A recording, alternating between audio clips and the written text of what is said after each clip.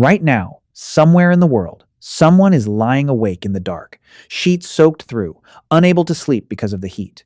You've probably felt this yourself. The air feels thick. Your body won't cool down. Sleep refuses to come.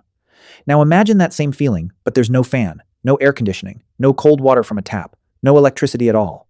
For most of human history, this wasn't an occasional bad night. It was simply how summer worked. So, how did our ancestors survive it? How did people sleep through nights so hot that modern humans, with all our technology, still struggle to cope?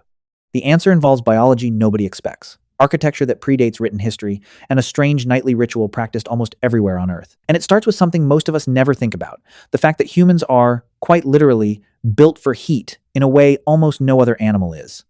Let's start with the body itself, because this is where the story gets strange. Compared to nearly every other mammal on the planet, humans are exceptionally good at surviving extreme heat while moving. We have almost no fur. We have millions of sweat glands spread across nearly every inch of our skin. A horse sweats, a dog pants. But a human being can lose over a liter of water an hour through sweat alone, evaporating heat off the skin fast enough to keep running in conditions that would kill most other mammals.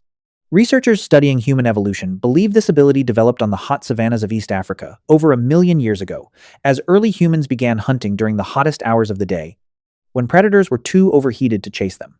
In other words, heat wasn't just something ancient humans endured. In a strange way, heat was a tool they used to survive. But here's the problem. That same sweating system that helped humans hunt in blazing daylight becomes a serious problem at night, when your body actually needs to do the opposite. To fall asleep, your core body temperature has to drop, usually by about 1 to 2 degrees Fahrenheit. This isn't optional. It's part of the biological switch that tells your brain it's time to shut down. In extreme heat, with no breeze, no shade, and no way to cool the air around you, that temperature drop becomes almost impossible. Your body is trying to release heat into air that's just as hot as you are. There's nowhere for it to go. This is why, even today, heat waves are strongly linked to worse, shorter, more fragmented sleep, and researchers studying historical heat events have found the same pattern stretching back centuries. So the real question isn't just how ancient humans tolerated the heat, it's how they solved a biological problem that modern air conditioning didn't exist to fix. The first solution was almost embarrassingly simple: move less and move later.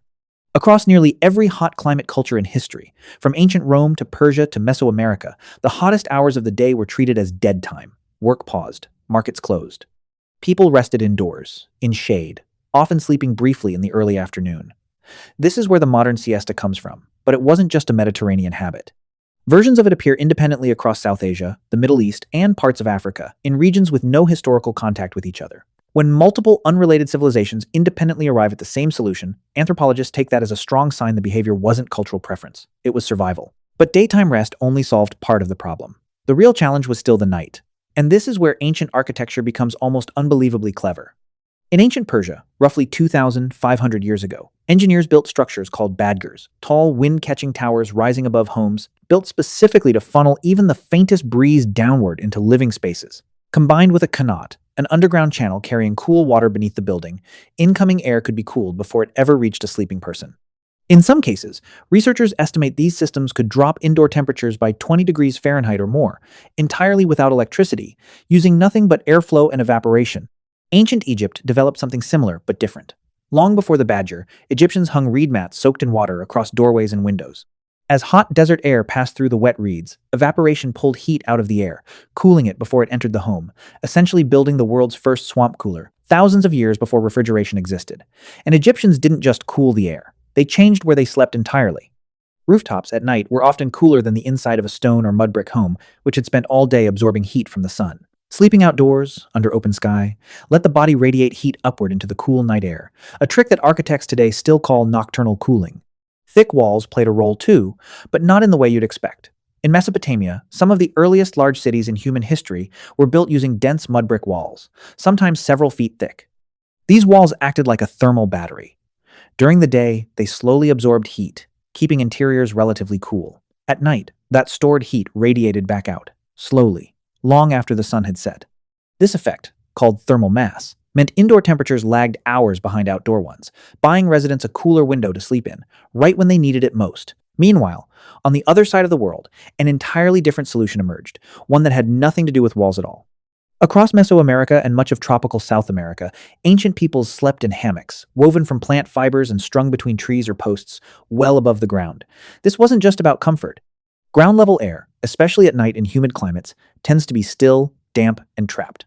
Elevated even a few feet, a sleeping body catches far more of the passing breeze, and air can circulate freely underneath and around it, carrying heat away from the skin far more efficiently than lying on a mat pressed against warm earth. Spanish explorers arriving in the Caribbean in the late 1400s were so struck by this method that they adopted it almost immediately, and the word hammock itself comes directly from the Taino language, one of the rare pieces of indigenous technology that reshaped how the entire world would eventually sleep, first on ships and later in homes far from the tropics that inspired it. In ancient China, a completely different approach emerged, one that sounds almost impossible for the time.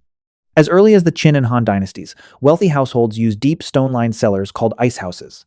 Ice, harvested from frozen rivers during winter, was packed in these underground chambers and insulated well enough to survive through the summer months. This ice cooled drinking water, food, and in some cases, entire rooms. Ordinary people, without access to stored ice, relied on wells instead, lowering jars of water or food into the cool underground water table to chill them naturally. A technique documented in historical records stretching back over 2,000 years. Some households also used porcelain pillows, glazed and hollow, which stayed noticeably cooler to the touch than cloth or straw, offering small relief to an overheated head and neck through the worst hours of the night. Now, here's the twist that changes how we should think about all of this. It's tempting to look at these ancient solutions as clever workarounds, human ingenuity solving a problem nature created. But researchers studying pre-industrial sleep patterns argue something more interesting is going on. These weren't just external fixes, they may have shaped how humans slept altogether. In consistently hot regions, historical records suggest people slept for shorter, more broken periods at night, resting instead during multiple shorter windows across the day and evening, adjusting not just where they slept, but the entire structure of sleep itself, around the rhythm of heat rising and falling. In other words, ancient humans weren't just fighting the heat. In some places, they were rebuilding their entire relationship with sleep around it. And there's a deeper biological piece to this story too. Some researchers believe repeated, generational exposure to heat stress may have shaped subtle differences in how certain populations regulate body temperature during sleep, though this remains an active and debated area of research.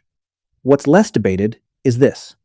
Human sweat glands, unlike almost any other trait in the animal kingdom, appear to adapt their density and efficiency somewhat based on the climate a person is raised in during childhood. Which means the very tool that let early humans survive brutal heat on the savanna over 1 million years ago is still, quietly, adjusting itself in every generation born into a hot climate today. So, what happened to all of this knowledge? The answer, ironically, is the same invention that ended humanity's ancient relationship with darkness, artificial technology, just a different kind. Mechanical refrigeration and, eventually, home air conditioning arrived in the 20th century, and within a few decades, centuries of architectural wisdom, wind towers, thick walls, rooftop sleeping, evaporative cooling, simply stopped being necessary for anyone who could afford the alternative. Many badgers in Iran fell into disrepair. Sleeping porches, once common across the American South before air conditioning, quietly disappeared from home design entirely. Even hammocks, once a primary sleeping method across entire regions, became little more than a backyard novelty. We didn't just gain comfort, we lost thousands of years of accumulated practical solutions almost overnight.